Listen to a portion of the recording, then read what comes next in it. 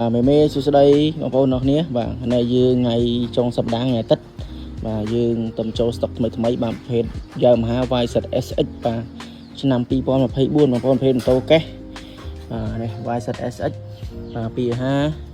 024បាទប្រភេទម៉ូតូកេសបងប្អូនណាបាទអូហើយថ្មីបាទកេសគេបងប្អូនជិះមួយដល់មួយបាទអាឆ្នាំនេះខ្ញុំពាក់ចូលលេងបងប្អូនណាបាទបងប្អូនចង់បានឆ្នន់ស៊ីនក៏មានឆ្នន់ស៊ីនដែរតែបងប្អូនទិញត្រូវ free ឆ្នូននឹងឲ្យមួយទៀតបាទមកអែមបាទប្រភេទម៉ូតូកេសបងប្អូនបាច់មើលឯងបាទថ្មីទាំងអស់គ្មានកន្លែងណាទោះទេហ៎មើលខ្នងមើលភុយសបកភុយលើបាទស្អាតបាទអានេះ YZSX បាទ024กระดาษហ្នឹងបាទប្រភេទម៉ូតូកេសបងប្អូនជិះទៅនេះមួយដល់មួយបាទអានេះរបស់ជប៉ុនណាបងប្អូនបាទស្ពេចរបស់ជប៉ុនបាទសបកនៅប្រុយឡើយអែមែនតើនេះបងដែលស្រឡាញ់ត្រូវការម៉ូតូកេសម៉ូតូស្អាតបាទលាងមកពីជប៉ុនបាទមកមើលនៅហាងបុនរងបានបាទប្រភេទម៉ូតូYamaha YZSX បាទនេះស្ពេចរបស់ជប៉ុនបងប្អូនបាទហើយស្អាតណាបាទកេសបងប្អូនយកជិះមួយដល់មួយតានេះឲ្យណាមកទងសាំងនៅបាទបកសំាំង color ដល់កបាទ color មែនតើនេះលេខកូដបាទ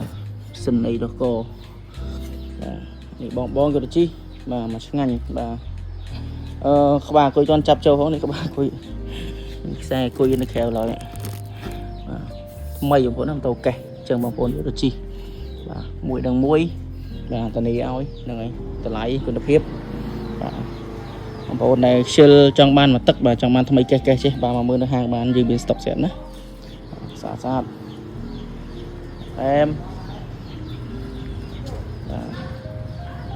ពងអែមមកវាប៊ូតនៅថ្មីកើមិនតន់សឹកទីអានេះស្ពេចរបស់ជប៉ុនយើងមាននឹងហៅធុងទឹកណាបងប្អូនណាបាទបើស្ពេចរបស់អាមេរិកអត់មានទេបាទអានេះបងនៅស្រឡាញ់ពេទ្យរបស់ជប៉ុនបាទនេះមើលត្រូវបាទមកអែមទៅនេះឲ្យណាហ្នឹងហើយអូខេអរគុណបងប្អូនបាទត្រូវការអីម៉ូតូស្អាតឃ្លាំងម៉ូតូកេសបាទអាចមកមើលនៅហាងបុនរងបានបាទយើងមានស្តុកស្រាប់ហើយអេសេសរីគ្រឿងលេងគ្រឿងអីគឺយើងមានដែរណាបាទអាសេដ្ឋានខ្ញុំនៅម្ដុំផ្លូវកប់ស្រូវក្បែរគូស្ពីតល្បឿនលឿនបាទហ្នឹងហើយ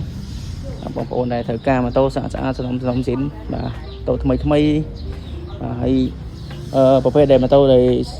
បច្ចុប្បន្ននេះគឺបងប្អូនយើងប្រើច្រើនដូចជា YZSX បាទ YZF បាទ KTM Husqvarna Gaga